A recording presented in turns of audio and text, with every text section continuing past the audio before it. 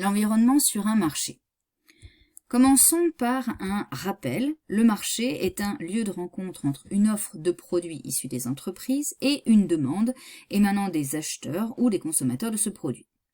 Ainsi, pour le marché d'un hôtel, on trouve l'offre de tous les hôtels du marché, la demande des clients comme les touristes et l'environnement qui correspond à tout ce qui peut impacter un hôtel comme la Covid-19 ou la météo. Nous étudions ici l'environnement. Mais alors, qu'est-ce que l'environnement ? Eh bien, une entreprise intervient dans un environnement extérieur qui va impacter ses décisions. Elle se doit de rester en veille afin de détecter toutes les informations utiles à sa pérennisation. L'environnement d'une entreprise peut donc être étudié à deux niveaux, le micro-environnement et le macro-environnement.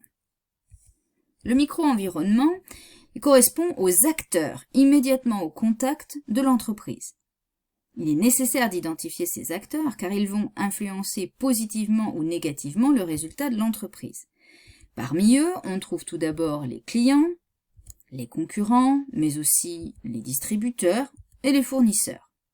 Au-delà de ces partenaires commerciaux, il y a aussi les pouvoirs publics, comme par exemple une mairie dont les décisions peuvent influencer l'entreprise.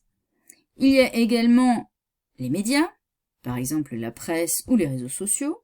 On trouve également les relations avec les banques, dont les décisions peuvent impacter l'entreprise. On peut encore ajouter les lobbies, qui sont des groupes de pression qui sont là pour défendre les intérêts de certaines personnes, et notamment les grandes entreprises comme Monsanto dans l'agriculture ou encore Bayer en pharmaceutique. Ainsi, l'objectif est de bien identifier les acteurs du micro-environnement qui peuvent impacter l'entreprise. Voyons maintenant le macro-environnement d'un marché. Le macro-environnement, eh bien, ce sont les grands courants d'évolution de la société non contrôlables par l'entreprise. Alors, pour observer complètement ces phénomènes de société, on a recours à un outil que l'on désigne sous l'acronyme PESTEL. Il permet de répertorier tous les éléments du macro-environnement. Le P correspond aux aspects politiques, la lettre E correspond aux données économiques, le S est pour socio-culturel, comme les impacts sanitaires de la Covid-19. La lettre T est pour technologique. Le second E correspond à l'écologie. Enfin, le L est pour l'aspect légal. Ainsi, le micro- et macro-environnement peuvent impacter les décisions de l'entreprise et c'est pourquoi il faut bien les identifier et en tenir compte dans l'étude d'un marché.